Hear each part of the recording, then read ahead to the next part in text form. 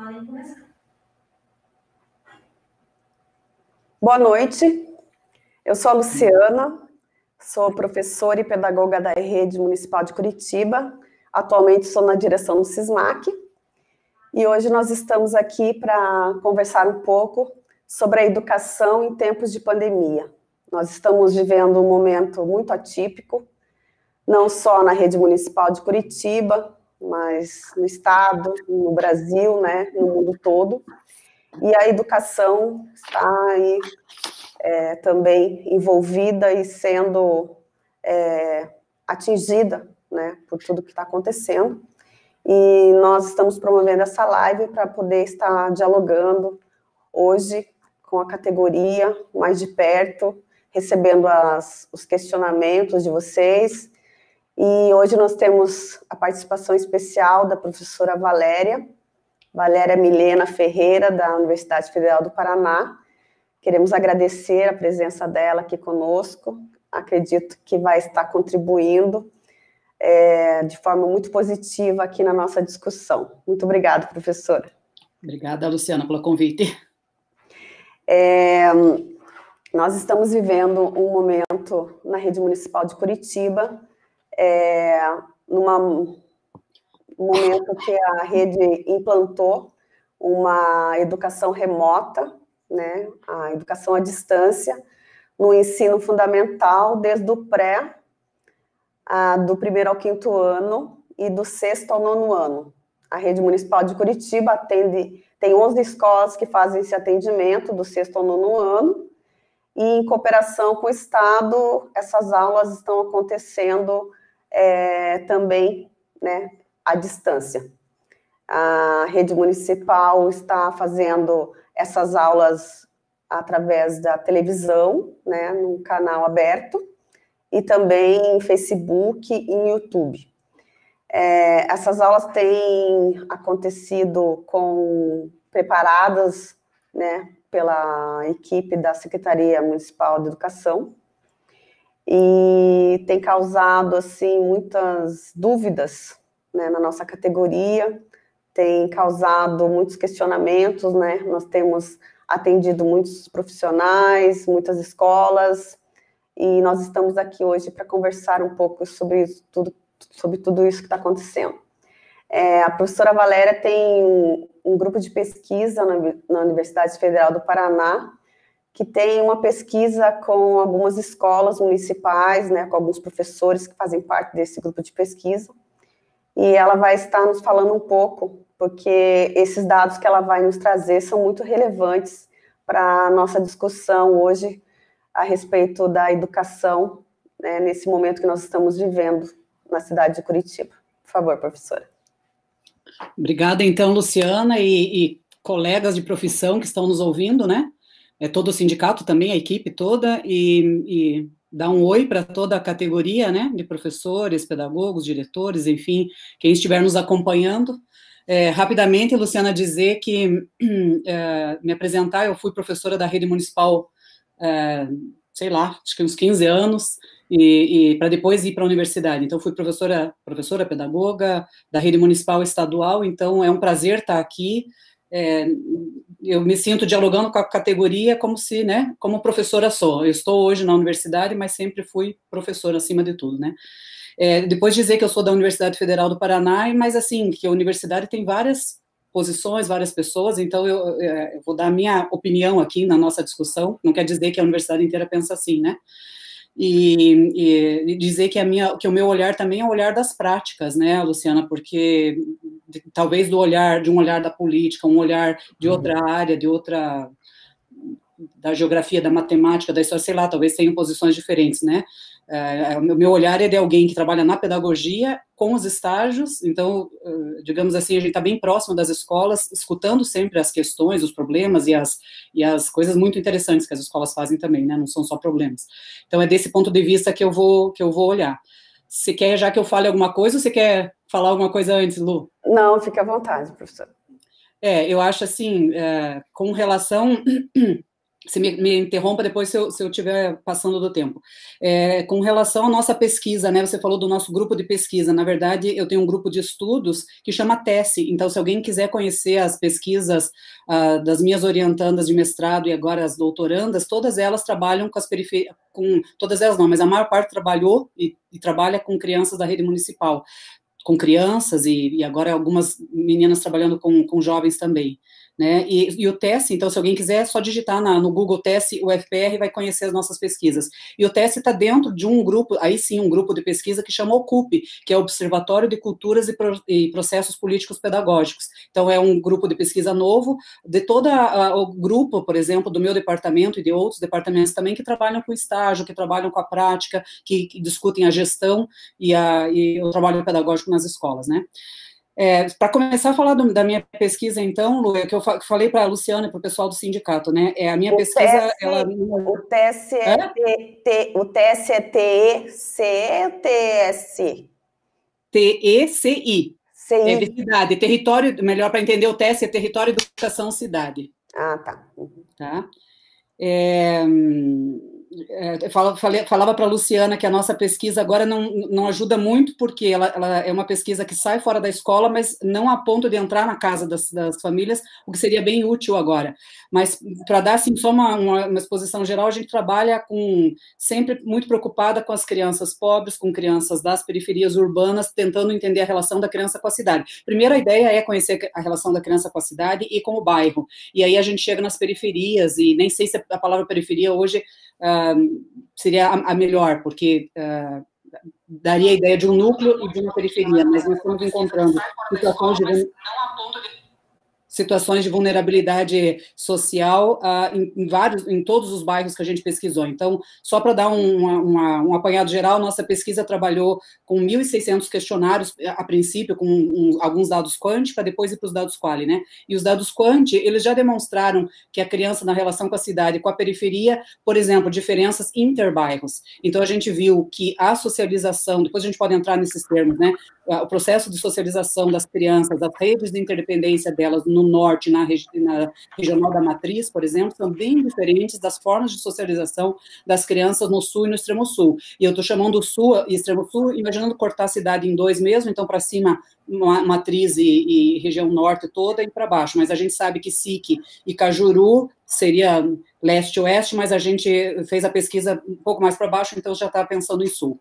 Então, essas crianças do sul são bem diferentes das do extremo sul, mas sul e extremo sul muito diferente do norte. E a gente tinha, desde da minha tese de doutorado, tinha muita preocupação de entender como é que é a apropriação dessa cidade modelo, né, se é que existiria essa cidade modelo. Então, vamos imaginar que as crianças do norte e região central, elas aproximam um pouco mais de conhecer alguma coisa dessa cidade dita, cidade modelo. Conhecem alguns parques, conhecem vários museus, estou falando isso de forma muito geral, porque depois, quando você vai para o específico, tudo muda também, né? Mas, de forma muito geral, as crianças do norte têm uma tendência a se aproximar um pouco mais disso que se chamou, então, essa cidade idealizada, essa cidade modelo, verde, ecológica, né? Então, a maior parte dos parques estão parques bem cuidados, parques turísticos estão muito mais na região norte e central do que para o sul e extremo sul. Nos bairros que a gente pegou ali do Boqueirão, Capão Raso e para baixo, então ninguém fala que na nossa pesquisa é conversando com as famílias em primeiro lugar, perguntando onde elas vão do espaço da cidade. E aí, onde elas vão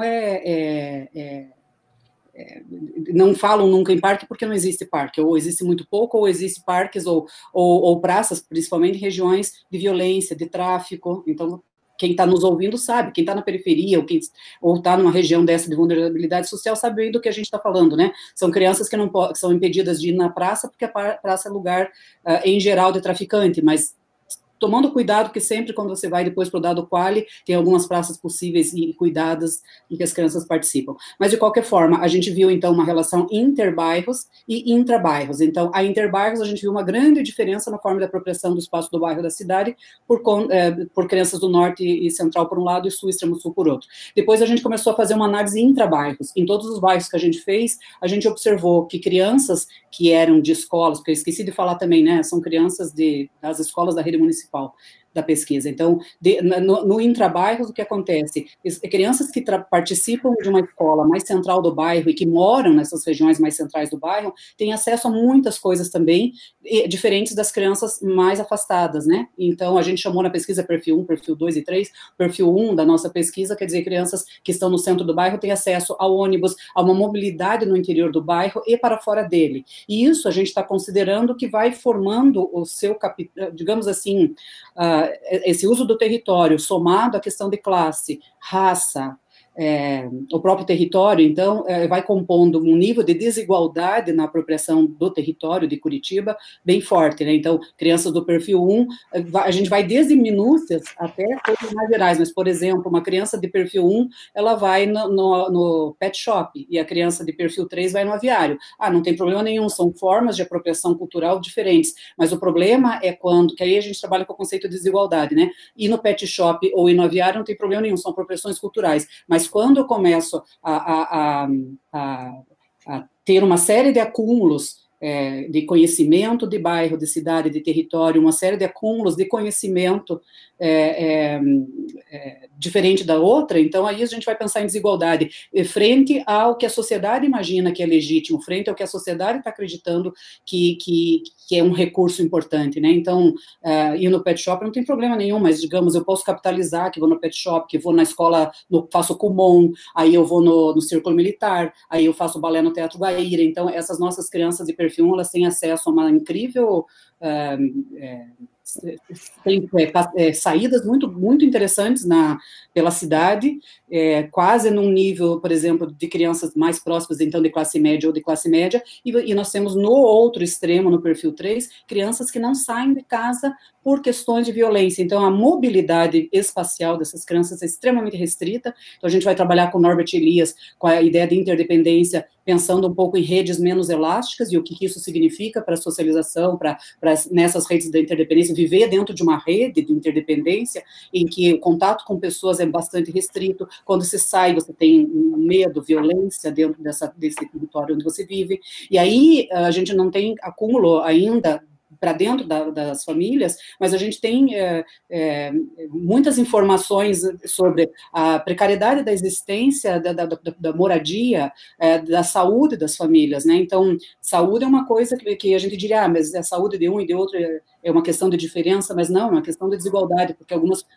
regiões de Curitiba vão ter pessoas vivendo até os 90, 100 anos, 80, e outros vão viver 60 anos, porque estão em condições né, de acesso à água, esgoto, acesso a uma série de condições de existência mesmo. As famílias dessas regiões que a gente viu também não são famílias enormes com 4, 5, 8 filhos, são famílias pequenas, então também não é aquela ideia, o pobre tem muito filho, eles têm poucos filhos, mas há uma incidência um pouco maior nessas regiões de famílias numerosas, o que vai nos direcionando, né, Luciana, a começar a pensar, então, quem são essas famílias que estão hoje no imaginário de algumas pessoas, no imaginário da política pública, sentadinhos, confortavelmente, tendo uma televisão a seu dispor, ou acesso à internet, né, de uma forma tranquila. Então, do que a gente já chegou da pesquisa, não é uma situação tranquila, não é uma porcentagem pequena, é uma porcentagem grande de crianças, estou falando agora das crianças, né, porque depois da pesquisa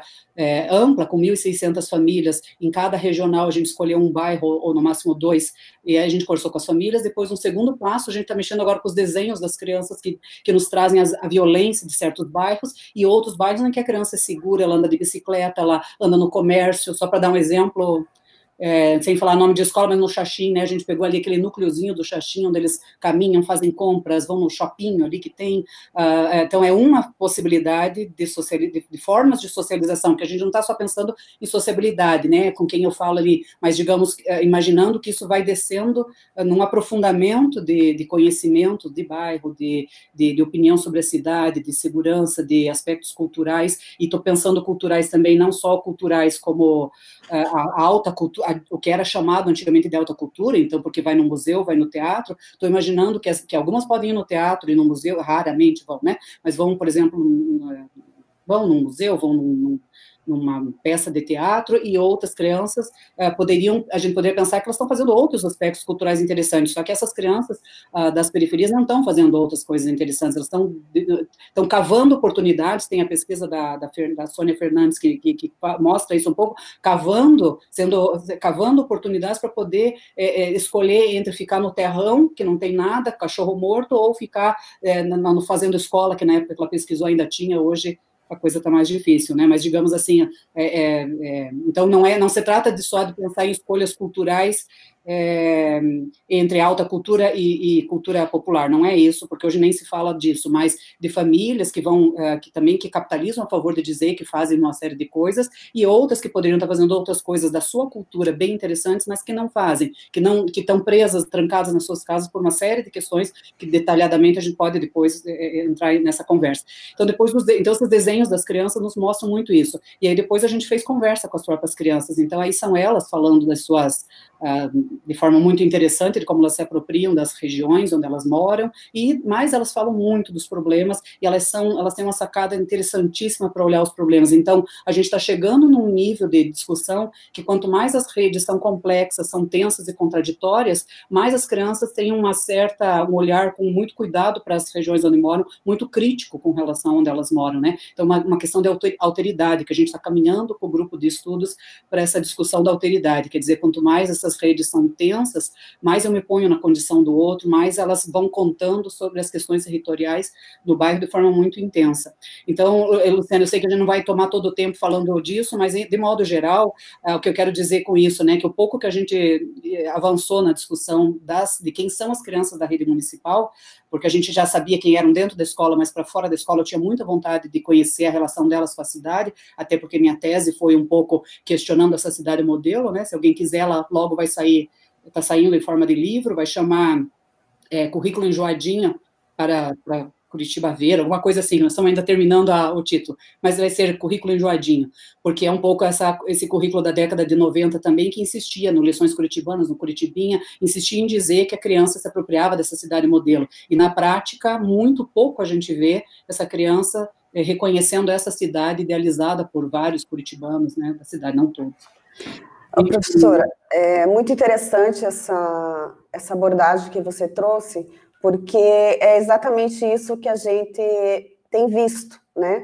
É uma fantasia, uma ilusão de uma cidade que a gente sabe que é feita para poucos, né? E às vezes uma educação que é pensada para poucos.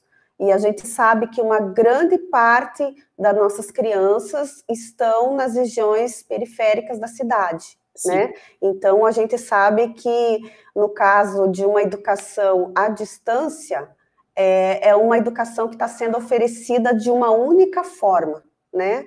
E nós estamos aí num movimento constitucional de educação como um direito para todos, né? E a partir do momento que a educação não está atingindo a todos, né, ela não está sendo tida como um direito, né?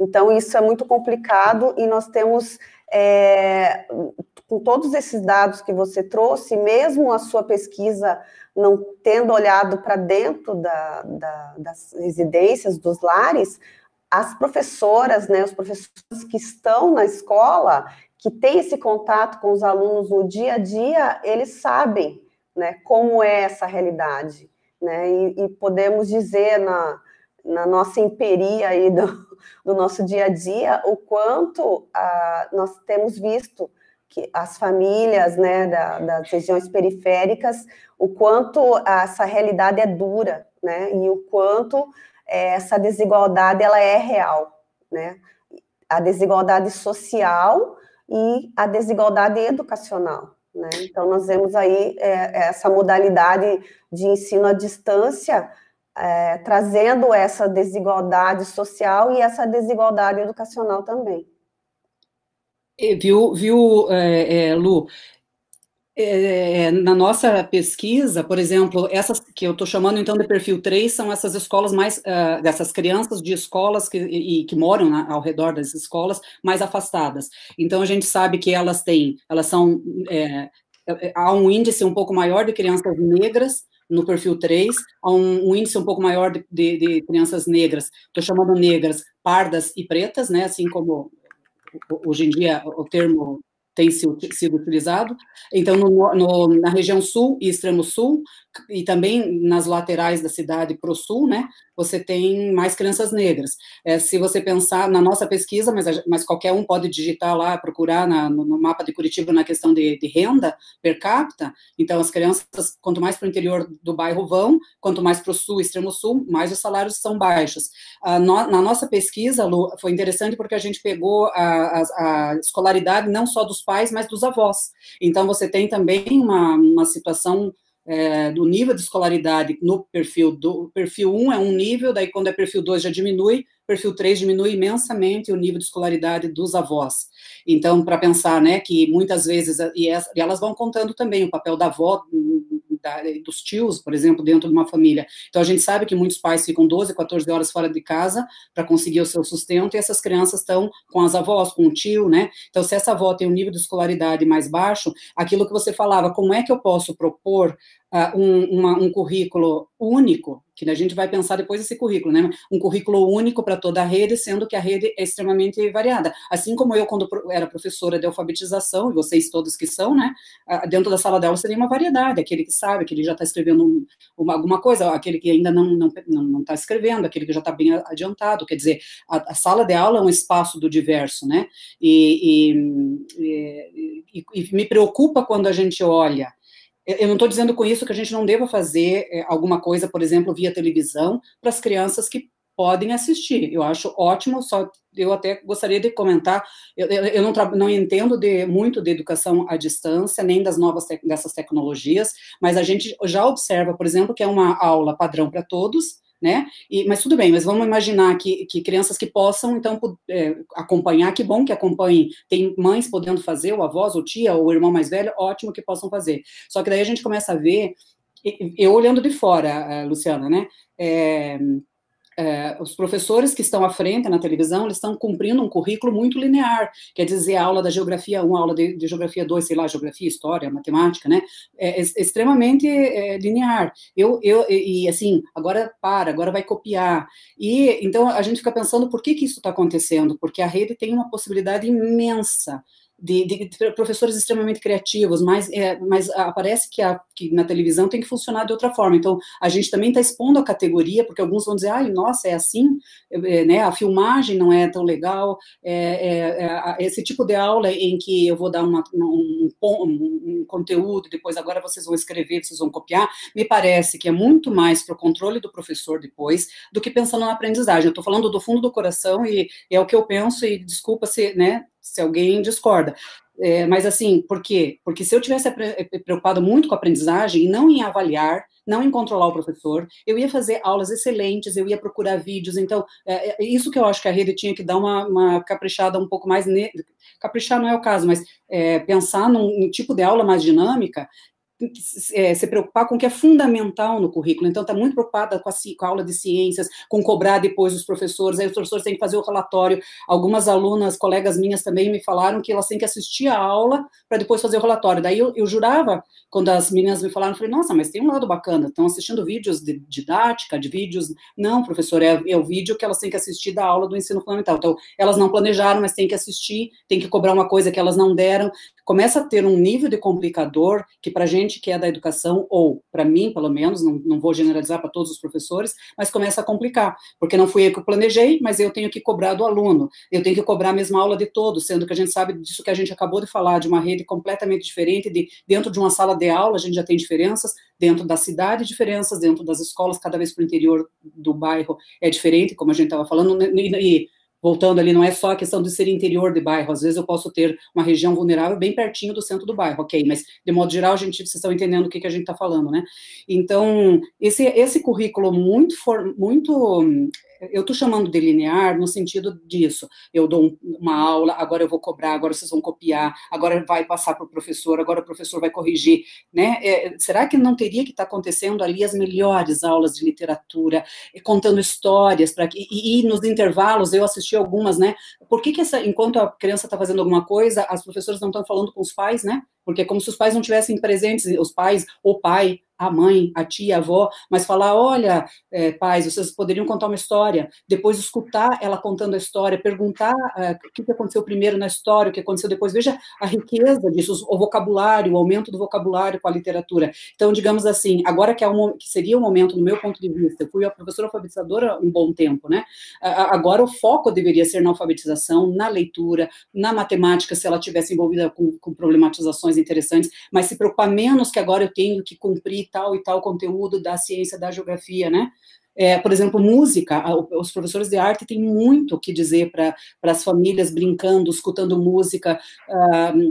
A educação infantil, ela deveria estar cantando muito, brincando muito, desenhando muito, lendo muita história, e, no entanto, há uma preocupação muito grande em cumprir aquele currículo de forma que na aula presencial funciona, e na aula à distância parece que não funciona tão dessa forma, né? E eu já queria entrar rapidamente para te passar a bola também, pensar um pouco como é que a criança aprende, porque há uma ideia de que que as crianças todas vão estar sentadinhas assistindo, que a televisão seria uma televisão, mas comprar uma criança, mas você tem 2, 3 filhos em casa, e que essa mãe estaria lá, né? Então, se ela estivesse lá, ela estaria, teoricamente, aprendendo. Só que nós, da educação, acho que agora os pais também estão nos valorizando um pouco mais, para a gente também como é que entende um pouco mais como a criança aprende? Não é só ouvir uma coisa ou ouvir e ver. As coisas funcionam para a aprendizagem no diálogo, na reflexão. Em sala de aula é muita reflexão que acontece. E depois experimentando muitas vezes, né? Então, e depois elas acontecem com o outro experiente. Nós lemos muito Vygotsky para entender que o que a criança não faz sozinha, ela faz com a ajuda do outro e depois virá a fazer sozinha. Mas essa interação com aquele outro mais experiente, que eu não estou nem só dizendo que é o adulto, pode ser o amiguinho, o irmão mais velho, alguém mais experiente naquele assunto para ajudar. Então, eu começo a achar bastante difícil que para crianças pequenas e dos anos iniciais, essa aprendizagem possa ocorrer dessa forma. Agora, então não tem aprendizagem nenhuma? Claro que tem. Ela ouve, ela assiste, e depois ela tem comandos muito cuidadosos das professoras da rede, muito cuidadosos do pessoal da rede municipal. Eu sei que é muito cuidado, só que, então, eu acho que deveria ter menos quantidade e mais qualidade, tendo em vista que já está acontecendo. Agora, eu diria, teríamos que fazer de uma outra forma, excelentes atividades, os professores, ao invés de ficar assistindo as aulas e fazendo relatório, tinham que estar em casa quebrando a cabeça para pensar em propor lá para o pessoal da secretaria uma aula que fosse muito interessante. Olha, eu vi esse vídeo, olha, eu vi essa música, que tal propor isso? Todo mundo muito focado em pensar a melhor aula, e não, eles estão sentados fazendo uma burocracia para que alguém diga que no final do mês elas vão ter o salário. Não estou dizendo que com todas as palavras que é isso, mas se for isso, eu acho que teria que repensar, porque o momento de pandemia é um momento seríssimo, nós nunca vivemos isso, nós não sabemos, então, assim, no meio da morte, de mortes, de pessoas sem emprego, de pessoas com medo em casa, o psicológico está afetado, e daí o que se propõe é que o professor fique sentado para ele ganhar salário, para ele não, né, não parecer que está parado, só que ele também está com seus filhos, ele também está dentro de casa num monte de coisa e ainda tendo que fazer relatório. Ok, está dentro de casa e tem que trabalhar, eu também continuo a nossa vida na universidade, em alguns aspectos também está continuando. Só que então, o que deveria ser proposto? Não sei se é o professor fazendo relatório do que ele já sabe, já da aula, né, para cumprir isso depois, e para quê? Para depois olhar o caderno da criança e ver se ela cumpriu. Que criança é essa que vai ter feito isso? Que vai ter feito, digamos que 20%, 30%, depois vocês me falem se não for isso, mas digamos 30% vai ter conseguido sentar com a sua mãe e fazer. Então, é um esforço de avaliação, de registro, de controle, que eu não sei se a hora agora ela está falando com os pais nesses vídeos, de estar conversando com as crianças de forma a ampliar o vocabulário, trabalhar a alfabetização, leitura, né, música, dança, uma forma em que os professores pudessem estar trabalhando com a mente nas melhores aulas. E outra coisa, quem puder, eu sei que é muito difícil, deveria estar conhecendo as suas comunidades, porque a gente, como professor, não conhece, a gente recebe os alunos, vê aquele que é mais pobre, que está com uma roupa mais assim, que está com uma situação mais para dentro da escola. Agora, nós que fomos para fora, a gente viu um universo que valeria a pena os professores, eu sei que daí é bem difícil como fazer isso, porque o professor teria que usar o seu celular, como é que ele faria isso? Mas, digamos, se pudesse, usar esse tempo para conhecer suas comunidades profundamente, e não para preencher uma ficha depois e computar isso, mas que cada professor conhecesse o seu grupo, soubesse, pudesse ligar, pudesse conhecer o que está acontecendo, né, com todos os problemas que isso traz, porque daí o professor também teria que usar seus mecanismos. Mas, digamos, entre eu fazer um relatório do que eu estou vendo e que eu sei, e estar conhecendo a minha comunidade um pouco mais, e esporadicamente tentar ver onde é que é essa moradia, conversar com a mãe o que ela está tendo possibilidade, a gente teria surpresas, porque, por exemplo, na rede estadual, uma colega que falou, né, no Classroom, né, a cada 40 alunos de uma sala, 4, 3, 2 estão conseguindo acessar a sala. Na universidade, nós fizemos um levantamento, também tem bastante dificuldade dos jovens entrar nessas tecnologias, acessar. Então, estou pensando, se os jovens estão tendo esse índice, se os mais velhos, os jovens há mais tempo, né, estão tendo essa dificuldade, imagina as crianças pequenas e suas famílias, né? Então, eu acho que, assim, conhecer essas comunidades seria bem importante. Os que podem acessar tinham que estar vendo coisas de qualidade, sem se preocupar com o currículo de forma mais imediata, mas pensar um currículo bastante focado na riqueza, na melhor coisa, na melhor aula de ciências que pudesse ser dada. Esses dias eu vi uma menina dando aula, que eu conheço, uma graça, misturando o azeite na água, o óleo na água, e falando homogêneo, heterogêneo, quer dizer, o que a criança ganha com isso? Uma riqueza de vocabulário. Então, talvez tenha que focar mais nos que podem isso. Agora, quando você vai me dizer que depois você vai fazer a tua avaliação do trimestre e vai dizer quem pode e quem não pode, vai fechar a avaliação agora, sabendo que 30%, estou chutando, tá? Mas digamos 30%, 40% pudessem estar acompanhando e os outros não, e forçar o professor a fazer esse tipo de avaliação, no meu ponto de vista, das coisas que eu já caminhei na vida como professora, eu questionaria. Nós temos alguns aspectos bem que têm nos trazido algumas angústias, né, na categoria e também para nós aqui no sindicato, nós temos 97% da nossa categoria mulheres, né, e as mulheres estão, né, em casa muitas com seus filhos, muitos com filhos pequenos, e os filhos pequenos também precisam assistir às aulas, né? E agora nós estamos com uma nova demanda, né? Que é além de você assistir às aulas e fazer os relatórios, você tem que assistir às aulas e promover uma atividade escrita, impressa, para a criança estar fazendo em casa, né? Um registro formal. E esse registro, se ele não chegar por meio virtual, ele tem que ser entregue nas unidades escolares, né?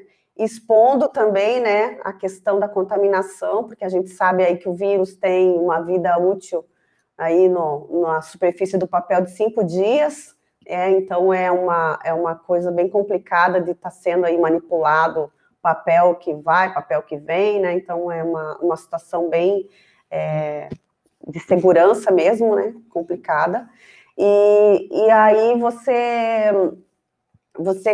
algumas escolas também, né, por orientação dos núcleos, estão chamando as profissionais da escola para entregar essas atividades, ou para fazer, montar apostilas, né, fazer uma sistematização dessas atividades, e essa professora precisa ir na unidade, e ela, vamos supor que tem 3 crianças em casa pequena, né?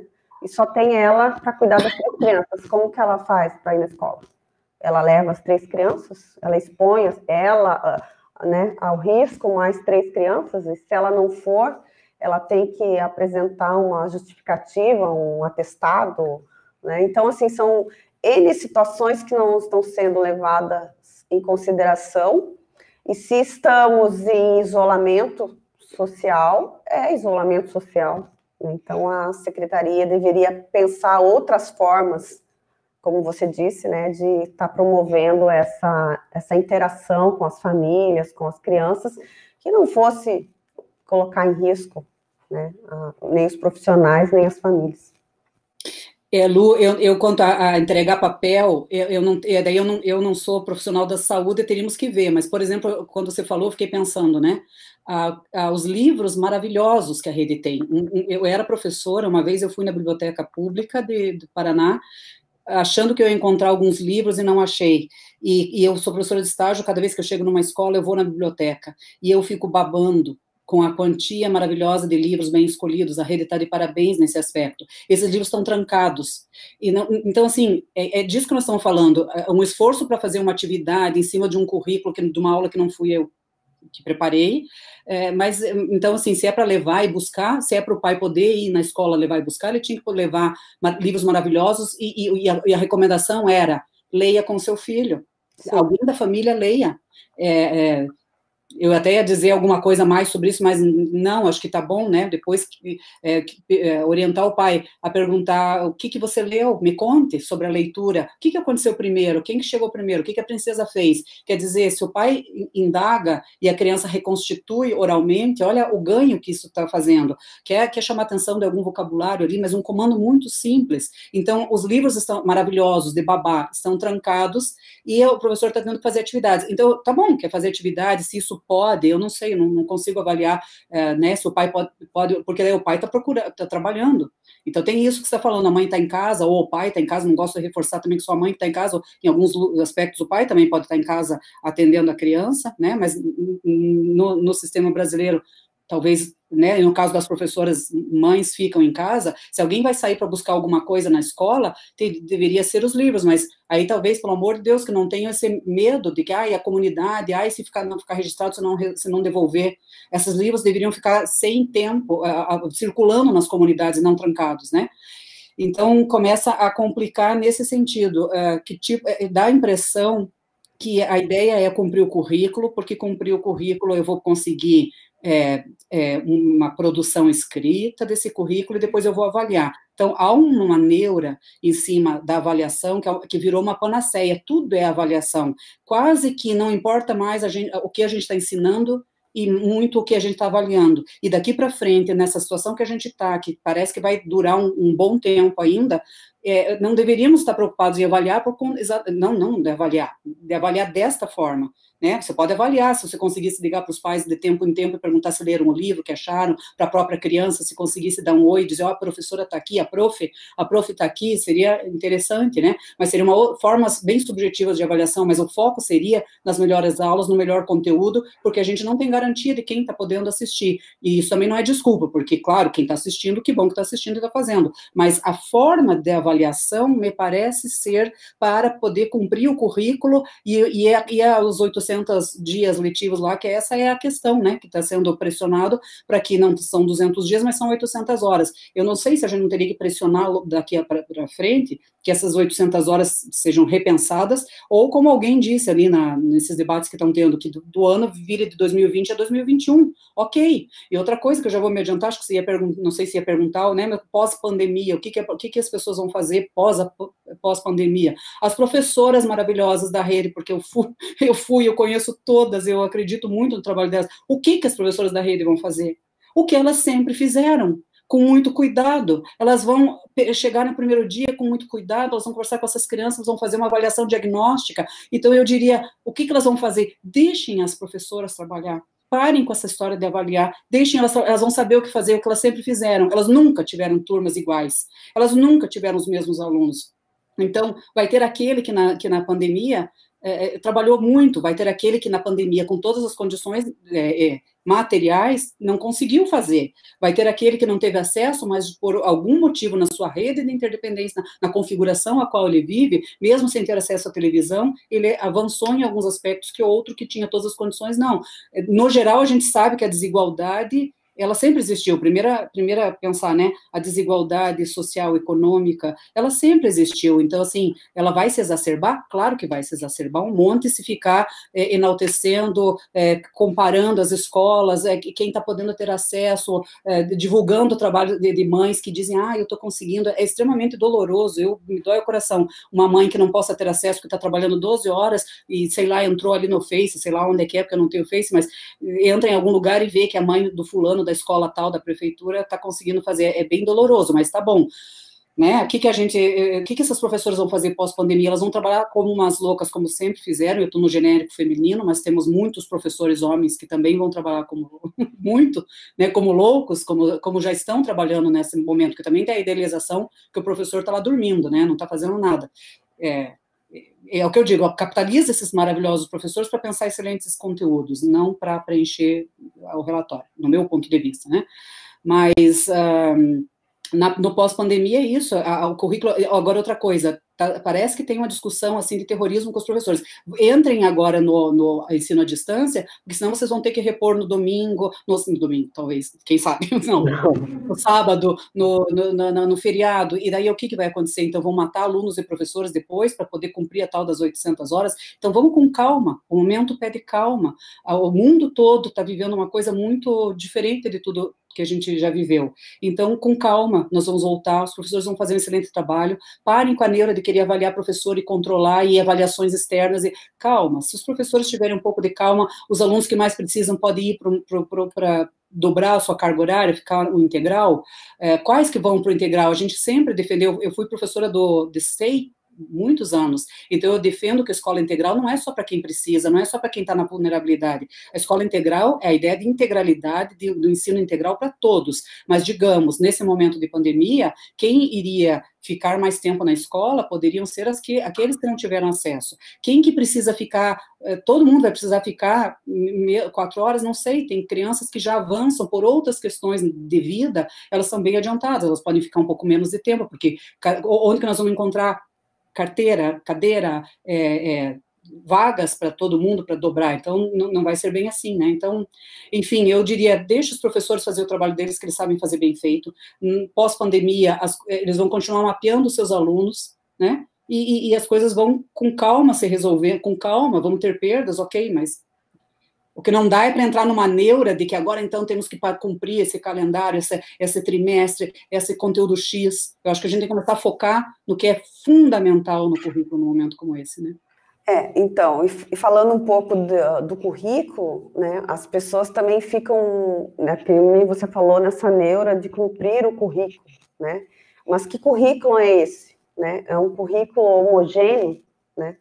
Para a diversidade, né, que nós temos na rede, no Brasil, né, agora temos uma base nacional comum curricular, né, então, esse currículo também precisa ser repensado, também tem que ser flexibilizado, né, então, às vezes, os profissionais ficam tão focados no currículo e esquecem, não tem tempo, na verdade, não é questão de esquecer, né, você não tem tempo, porque é tanta cobrança, né, de ter que cumprir aquele currículo, de ter que avaliar, de ter que, né, então, você não tem tempo, às vezes, de se dedicar a essas outras coisas, né, que você estava comentando aí, que são tão importantes, principalmente, né, na educação infantil e no ensino fundamental ali do 1º ao 5º ano, né, que é um período em que a criança necessita, né, de histórias, necessita de brincar, e a gente já, né, condiciona ela aquilo que ela vai fazer por tanto tempo na vida, né, que é estudar. Vai fazer. Agora, viu, Lu, eu tenho uma formação, né, minha graduação foi na pedagogia, mestrado e doutorado foi em São Paulo, na PUC São Paulo, e a gente tinha, então, eu tenho medo, né, quando a gente fala, porque eu sou uma defensora de muito conteúdo, de muito currículo para a classe popular, né, o Dermival já dizia para que seja luta contra a classe dominante, o Paulo Freire já falava da importância de uma educação para as camadas populares, né, porque a seriedade, porque quem trabalha na rede municipal está trabalhando muito com uma porcentagem enorme de pessoas da classe popular, alguns são de classe média, né, pensando em classe, assim, então eu, particularmente, fui professora de currículo minha vida toda, junto com estágio, hoje é mais estágio, eu defendo muito conteúdo, por isso que eu estou dizendo, nós estamos perdendo a mão, não é que é para deixar o currículo de lado, e não é que é para flexibilizar o currículo, mas fazê-lo de uma forma, de um nível de aprofundamento, e eu ia falar um palavrão, mas assim, uma paixão que seja, né, da criança pelo conhecimento, então a melhor aula de ciências tinha que ter dado lá, estar sendo dado lá. E se ela já foi planejada em alguma aula em YouTube, não sei como é que isso pode funcionar, mas se existe uma excelente aula, uma excelente cantora, que vai, então, capitaliza e começa a trabalhar em cima de excelentes coisas que tem, só estou dizendo da forma, porque eu também peguei a período da rede em que a gente trabalhava por projetos, a gente trabalhava por redes, enfim, então, aquele conteúdo ele pode ser dado de diferentes formas, né? Então, por exemplo, uma excelente música e depois trabalhar um pouco enfim, escutar a música já está valendo, cantar com o seu pai em casa, mas quer olhar a letra depois, quer chamar atenção para alguns termos, algum momento histórico daquela, né, mas assim, não é que é para pecar por menos, o que eu estou falando é justamente o contrário, o tempo que esses professores estão fazendo o relatório de uma coisa que ele meio que já conhece, porque é uma aula de 1º ou 5º ano, ele poderia estar usando pensar a melhor aula que ele já deu na vida, a coisa que mais dá uma paixão para ele pesquisar e propor uma aula dessas, né, para a rede, não sei, para os núcleos, ou então transformar ela numa atividade. O foco na excelência do currículo, mas ele pode se dar de diferentes formas, e parece que aqui a ideia é um pouco, registra, vê se o professor está corrigindo, não sei, eu acho que a gente tem que, a gente está perdendo a mão, então, isso que eu estou dizendo, para a classe popular, o que ela precisa agora, que a classe popular precisa muito de alfabetização. A gente sabe os índices do Brasil, então, trabalhar tudo que puder ser trabalhado para alfabetizar, para muita leitura, muita música, muita arte. Uma colega disse, eu assisti a aula de educação física, fiquei apaixonada e descobri por que os professores, as crianças adoram tanto as aulas de educação física, parece que o que elas fizeram ali tem um segredinho, então, que deu, não sei se é isso, mas deu para envolver talvez a família toda, um tipo de brincadeira, de exercício, alguma coisa que deu certo, então tem que começar a investigar o que está dando certo, o que envolve as famílias, o que é possível de ser feito, porque tem muitos pais, a gente vai dizer, num extremo tem pais não alfabetizados, e no outro extremo tem a condição perfeita, mas a maior parte da nossa rede está nesse meio do caminho, com pais que estão trabalhando, continuaram trabalhando, com famílias que têm uma televisão, talvez 2, mas tem 3 filhos, como é que ele vai fazer? Então, assim, tirando os extremos, que seria a condição ideal, e a pobreza e famílias com pouquíssima escolaridade, a maior parte da rede está nesse meio, que não está sendo fácil, então vamos ver o que a gente consegue fazer, vamos conhecer a comunidade, vamos conversar com a comunidade, e trabalhar muito em cima de conteúdo, muito em cima de conteúdo diferenciado, apaixonante nesses vídeos, nessas atividades, menos a preocupação com essa coisa de avaliar. Eu acho que agora o foco tem que ser a excelência curricular. E o respeito por famílias, né? Uhum. Professora, algo que apareceu também nesse movimento da educação à distância que a gente está vivendo é a questão do homeschooling no Brasil, né? E eu queria ouvir um pouco a sua opinião e o que você tem aí a nos dizer sobre isso, porque agora com essa educação em que alguns pais, né, estão experimentando isso em casa, essa discussão veio à tona, né? Qual só? Minha opinião, né? Eu poderia ir pela discussão assim, olha, nossos pais não têm, não são formados nem em pedagogia, nem nas disciplinas para poder fazer isso.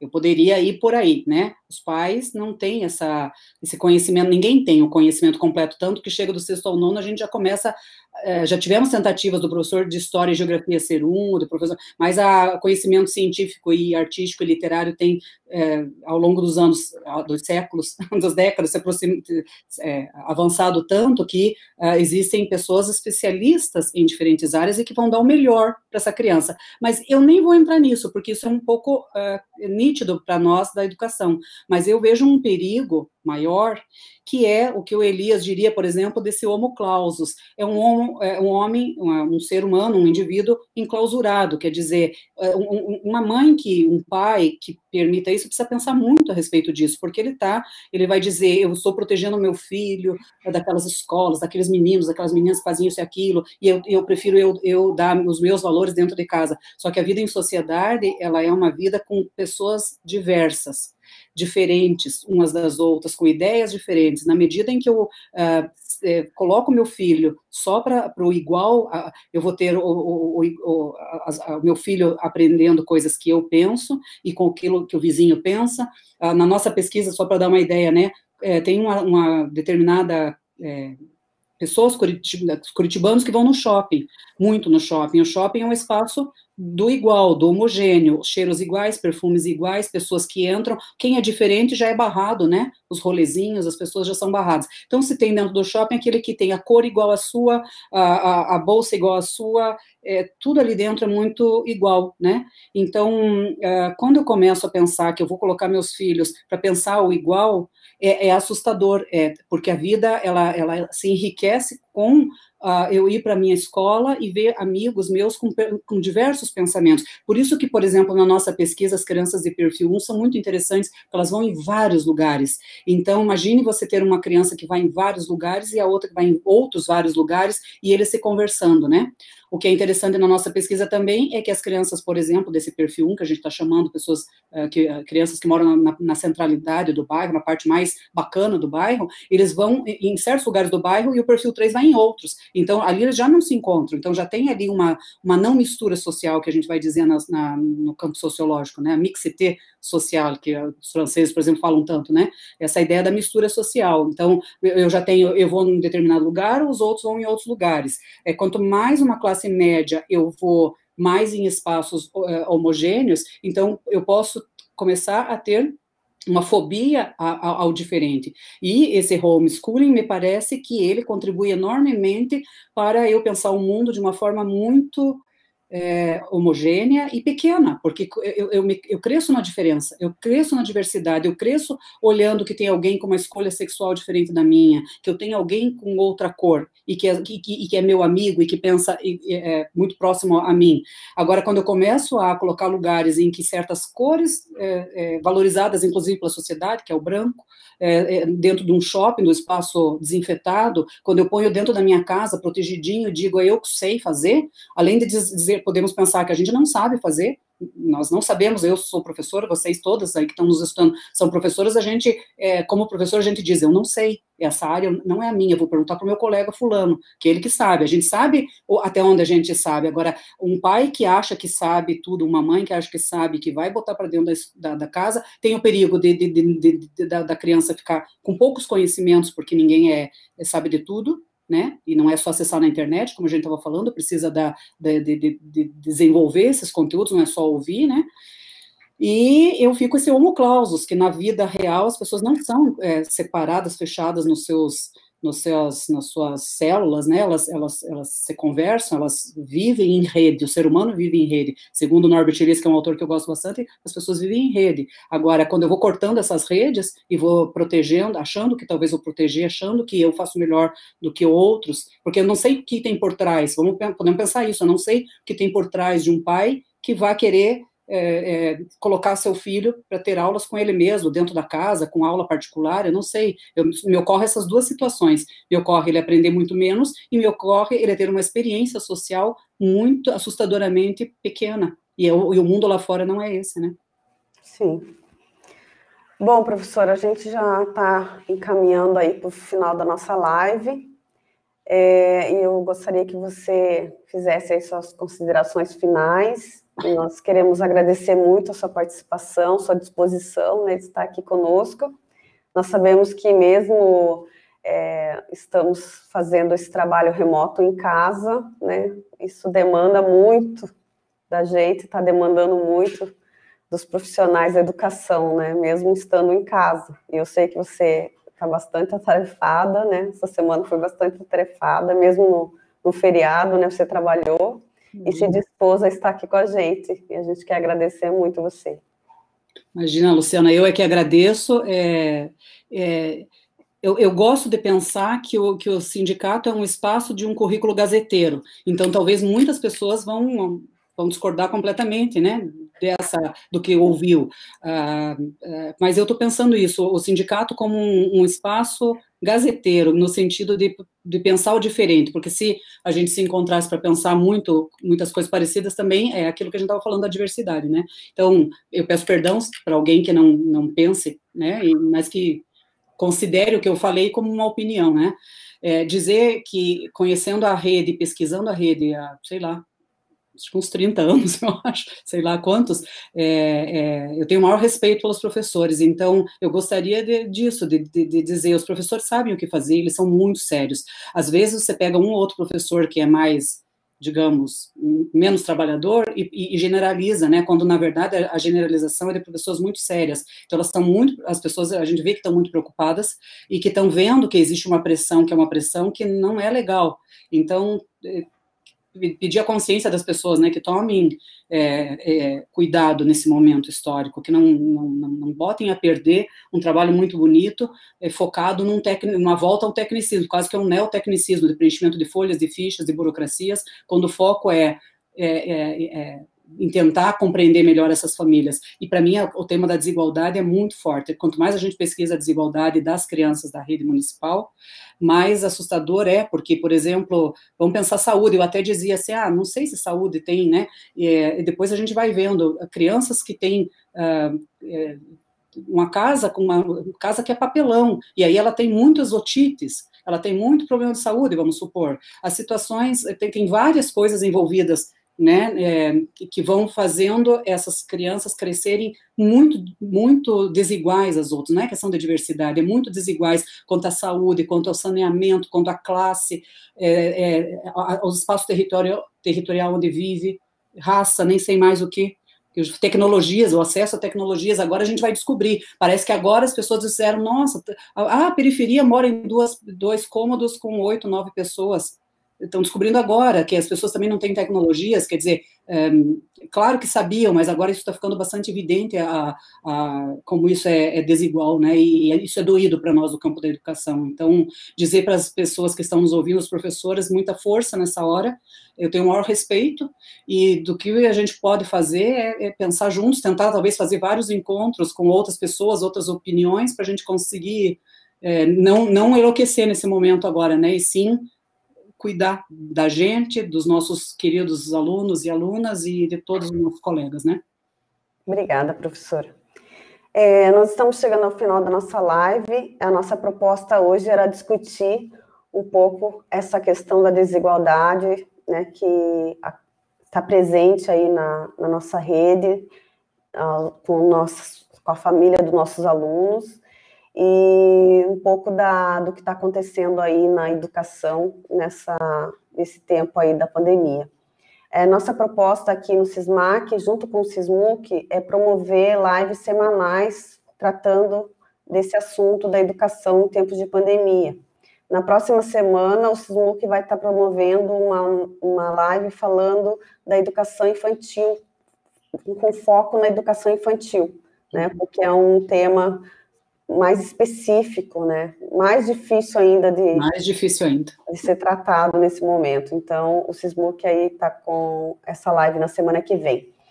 Nós recebemos algumas perguntas, alguns questionamentos que não foi possível a gente tratar agora nesse momento, mas eu vou estar encaminhando para a professora e a gente vai estar dando retorno assim que possível. Nós também estamos abertos a sugestões para próximas lives, né, para a gente poder estar tratando de outros temas referentes à educação aqui na cidade de Curitiba. Nós agradecemos a participação de todos, foi muito importante. Muito obrigada. Obrigada, gente. Um abraço.